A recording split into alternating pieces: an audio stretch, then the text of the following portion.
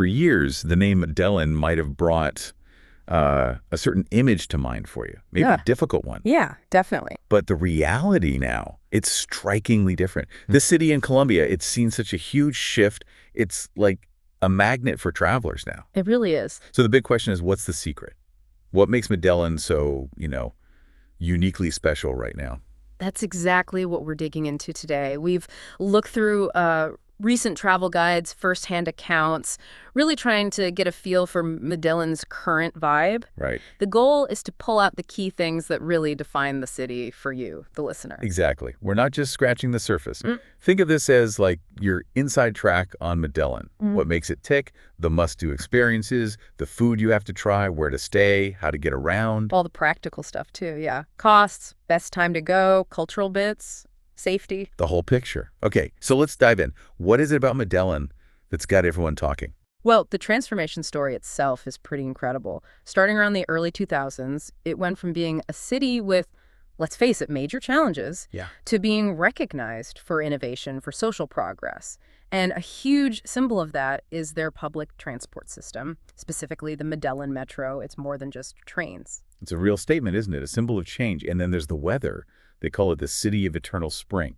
What's the story there? Yeah. So because it's nestled in the Aburra Valley, Medellin gets this amazingly stable, temperate climate all year long. Nice. Average temperatures usually hover between, say, 16 and 25 degrees Celsius. That's like 62 to 78 Fahrenheit. Sounds ideal. It really shapes the lifestyle, Very outdoorsy, vibrant. Now, it does rain fairly often, but it's typically short bursts, often at night, so it doesn't usually disrupt things too much. Good to know. So great conditions for exploring pretty much whenever. Yeah. And speaking of exploring, you mentioned the infrastructure. Sounds innovative. Oh, absolutely. A key example is the Medellin Metro Cable. It's basically a gondola system built back in the early 2000s. Yeah. And it's not just transport, it's like a lifeline. Yeah. It connects communities way up on the steep mountainsides down to the city center. Wow. It was a very deliberate move for social inclusion, urban development.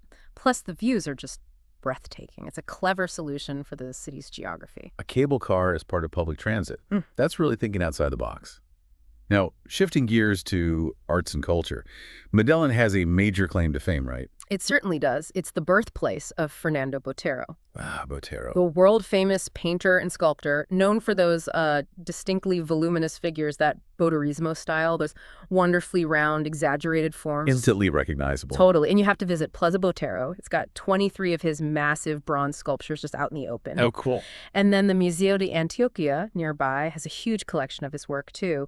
Really gives you the full picture of his art. Those sculptures are amazing.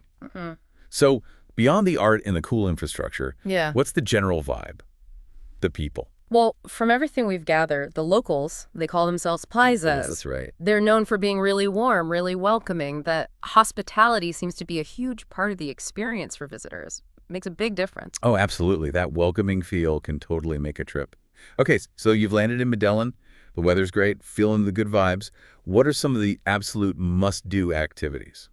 Well, like we mentioned, taking a ride on the Metro cable is definitely up there. It's practical, but those panoramic views of the city tucked into the green hills, fantastic. And it connects you to places like Comuna 13, plus a round trip is super cheap. Comuna 13, that name comes up a lot. It has a really powerful story of change, doesn't it? It really does. Comuna 13, I mean, it used to be notorious for high crime violence. Right. But it's undergone this incredible revival, driven by the people living there, their resilience, their creativity.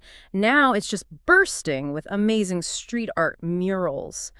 They tell the story of the community's hopes, their struggles. That sounds incredible. And they have these innovative outdoor escalators, like a public transport system built into the hillside. It massively improved access for residents, and it's become this iconic landmark. Escalators symbolizing progress. That's pretty powerful. Yeah. Is it safe for tourists to go explore Comuna 13? Visiting during the day is generally considered safe, yeah. There's a real sense of community pride, but, probably best not to wander around alone after dark. Makes sense. There are loads of tours you can take, paid ones, free walking tours. Having a local guide gives you so much context and helps you navigate it respectfully and safely. You learn things you just wouldn't figure out on your own. That local insight sounds key. Now, Colombia equals coffee for a lot of people. Yeah. Can you easily get that coffee experience near Medellin? Oh, for sure. Even if you're not planning a big trip out to the main coffee region, there are tons of coffee farms, like within an hour's drive of the city. Oh, perfect. Yeah, many are small, family-run places. They offer tours, often starting at pretty reasonable prices. You get the whole process, from the bean to the cup. Sounds fascinating. And actually, you can find cacao farm tours, too, if chocolate's more your thing. Another important local crop. Good alternative. Yeah. So, after a day of exploring farms, or Comuna 13, what about the evenings? What's the nightlife like? Medellin has a really buzzing nightlife scene, especially in areas like Parque Lleras in the El Poblado neighborhood. Ah, El Poblado. Heard of that. Yeah, it's packed with bars, and lots of them offer free salsa and bachata classes. It's a brilliant way to just jump in, learn some moves, have fun. Free dance classes. Sign me up. Right. And for something uniquely Colombian, look out for the chivas, these brightly painted party buses. Party buses. Yeah. Especially popular around December. Hostels often organize trips, music blasting, people dancing. It's an experience. Okay, a party bus with salsa sounds. Memorably chaotic. Mm. What about cultural spots for the daytime? Museums. Definitely. Medellin's got a great mix. We mentioned the Museo de Antioquia, essential for Botero, but also art from pre-Columbian times right up to today. Right. Then there's the Museo Casa Memoria. It deals with the armed conflict, the city's difficult past, but in a really sensitive way, gives crucial context. It's free, and they have English tours on Tuesdays and Fridays. That sounds important. And the Museo de Arte Moderno, the MAM, it's in this cool, refurbished industrial building. The architecture itself kind of echoes the city's hillside barrios. It's a really good range.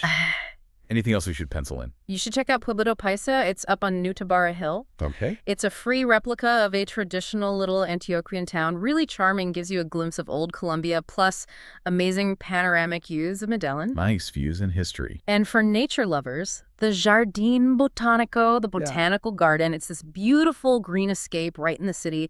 Thousands of tropical plants, tons of bird species. And it has the Orchidorama, this incredible architectural structure dedicated just to orchids. Very cool. Sounds like a peaceful break. What if you want a bit more adrenaline? For the thrill seekers, yeah, paragliding. There are tours operating in the mountains just outside the city. Paragliding. A basic tandem flight is maybe 15 minutes or so. Incredible views from up there. They usually sort out transport from Medellin, too. That's got to be an unforgettable view.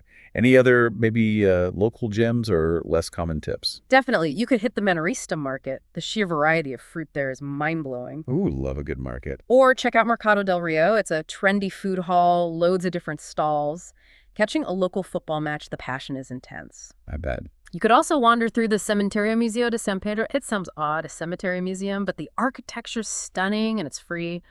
Or maybe explore the growing craft beer scene. There are quite a few microbreweries popping up. Okay. And some tours are starting to go into the La Sierra barrio, too, offering another perspective on the city. Wow, that's a packed list. All this exploring must work up an appetite. What's the food scene like? What are the absolute must-tries? Oh, the food in Medellin is fantastic. It's hearty, it's flavorful, really satisfying stuff. Okay, sell me on it. You absolutely have to try bandeja paisa. It's a platter, a big platter. Typically, you get beans, rice, ground meat, maybe chorizo, chicharron, that's fried pork belly, plantain, avocado, a fried egg. It's the taste of the region on one plate. Okay, note to self. Arrive very hungry for bandeja paisa. Definitely. Then you have arepas everywhere. Those corn cakes, you can get them with cheese, meat, eggs, avocado, basically anything. Super versatile. Love arepas. Sancocho is another classic. It's a really comforting, hearty stew, usually with chicken or beef, yucca, plantain, corn. And empanadas, you can't miss the empanadas. Savory little pastries, fried or baked, delicious. And the fruit juices, just incredible. Mango, lulo, guanabana. So many fresh, amazing juices everywhere. Okay, I'm officially hungry now. What are the typical places to eat? Well, for a real local, budget-friendly meal, look for places offering corrientazos. Yeah, it's basically a set lunch menu, super affordable, usually soup, a main plate with rice, beans, some meat, maybe a small salad or plantain, and a juice. Great value. Perfect for lunch. And then, of course, you've got the whole spectrum, from simple little local spots to really quite fancy upscale restaurants, especially over in El Poblado. Lots of variety. Gotcha. So after filling up on bandeja paisa, where do people stay? What are the accommodation options and price ranges like? Medellín's got something for pretty much every budget. Hostel dorm beds are really affordable. Okay. You can also get private rooms in hostels, which are popular and still good value. Plenty of budget-friendly hotels around, too. And then Airbnb is huge. You can find private rooms or entire apartments pretty easily. So lots of choice. What areas are most popular for tourists to actually stay in? Well, El Poblado is probably the best known. It tends to be a bit more expensive, but it's packed with restaurants, bars, shops. Very popular with tourists and expats. Great nightlife. All right, the busy hub. Then you have Lorlas, and nearby a stadium. These areas often feel a bit more, maybe authentically local. Still considered safe, good nightlife too, but maybe more green space, a bit less tourist-centric than Poblado. Can be easier on the wallet sometimes. Okay, Lorlas, a stadium. Good options. Envigado is another area just south of Medellin proper. Also popular, maybe mid-range in terms of price. Good to have those different neighborhood vibes explained. Now, once you're settled in, how do you actually get around Medellin? The public transport is genuinely excellent. The metro is the star. It's reliable, fast, clean, cheap, and really easy to figure out. Sounds perfect. Yeah, a single ride costs very little. And the metro isn't just the train lines. It includes those metro cable gondola lines we talked about. Right, the cable cars. A tram car line, and connecting buses, too. So it's a really integrated, comprehensive system. Covers a lot of ground. That sounds incredibly convenient. What about other ways to get around? Buses? Taxis? There are local buses called colectivos. They go everywhere, but they can be pretty confusing for tourists. Routes aren't always clear. Schedules can be flexible, let's say. Okay, maybe not the easiest first option. Probably not, no. Taxis are cheap and generally safe. It's usually recommended to use apps like Tapsi or Easy Taxi to book them, especially at night, just for peace of mind. Good tip. Uber. Uber is widely used, yeah. Considered safe too, and often works out cheaper for longer trips across the city. Right. There's also a public bike sharing system and Cicla, but the sign-up process can be a bit tricky for short stays. Okay. And renting a car? You can rent a car, but honestly, it's probably not worth it for getting around within Medellin itself. Traffic can be bad, and there are some concerns about, like, petty theft from parked cars. Got it. Stick to the metro and maybe ride-sharing or taxis. Mm-hmm. Okay, let's talk money, the practical side. What kind of daily budget should someone plan for in Medellin? You can definitely tailor it for a real backpacker budget, staying in dorms, eating street food, or maybe cooking in the hostel, using the metro almost exclusively. Focusing on free stuff like walking tours or parks, you could get by pretty affordably. Okay, that's the low end. Then maybe a mid-range budget, thinking a private room in a hostel or a budget Airbnb, eating out at local spots, having some drinks, maybe taking a couple of paid tours like Comuna 13 or a coffee farm. Your daily spend goes up, naturally. Right. And then, an upscale trip, staying in nicer hotels or Airbnbs, eating wherever you like, using taxis or Uber more frequently, doing all the activities you want, like paragliding. That's obviously going to be a higher budget. It gives a good range to think about. Yeah. Any specific tips for stretching the budget a bit further, saving some cash? Oh, yeah, definitely. First off, bring a reusable water bottle. The tap water in Medellin is safe to drink, so you save money and plastic. Smart. Easy win. Take advantage of the free walking tours. Great way to get oriented and learn a lot without spending much. Good call. If you're really on a tight budget, maybe look at staying outside El Poblado. Neighborhoods like Lorlas can sometimes offer better value on accommodation and food. Right, location matters. Cooking some of your own meals, if your accommodation has a kitchen, always saves money compared to eating out for every meal. And just, compare prices for tours and things. Don't just jump on the first offer. All great practical advice. Okay, shifting to timing. When's the best time to actually go to Medellin? Honestly, that City of Eternal Spring nickname is pretty accurate. There really isn't a bad time to visit temperature-wise. Like we said, it stays pretty consistent year-round. Always nice weather. Pretty much. Now, they do have rainy seasons, usually April, May, and then again September through November. Okay. Does that mean constant rain? Not usually, no. It often comes as, intense afternoon showers, but then it clears up. It's not typically gray and drizzly all day long. Gotcha. And the drier times? The driest, sunniest months tend to be June through August and then December through February. Okay.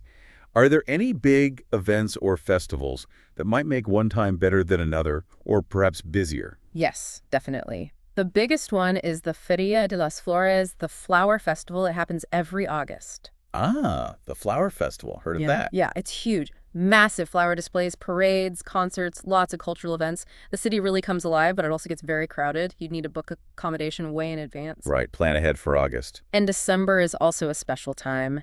Medellin is famous for its incredible Christmas light displays. Really spectacular. Again, expect it to be busy. That sounds magical, though. Yeah. Okay, let's talk a bit more about the culture. We mentioned the paisas are friendly. What else should visitors know about the local people and culture? Well, that friendliness and welcoming nature really is key. Hospitality is a big deal. There's also a very strong sense of community spirit. Family ties, local connections, they're really important. And there's a palpable sense of paisa pride. Pride in their region, their identity, and especially pride in how the city has transformed itself over the last couple of decades. You feel that. Understandable pride, given the story. Absolutely. And of course, coffee culture is huge. It's woven into daily life. It's part of their heritage. It's always great to visit a place with such a strong, welcoming local identity. Okay, last big topic, and it's an important one.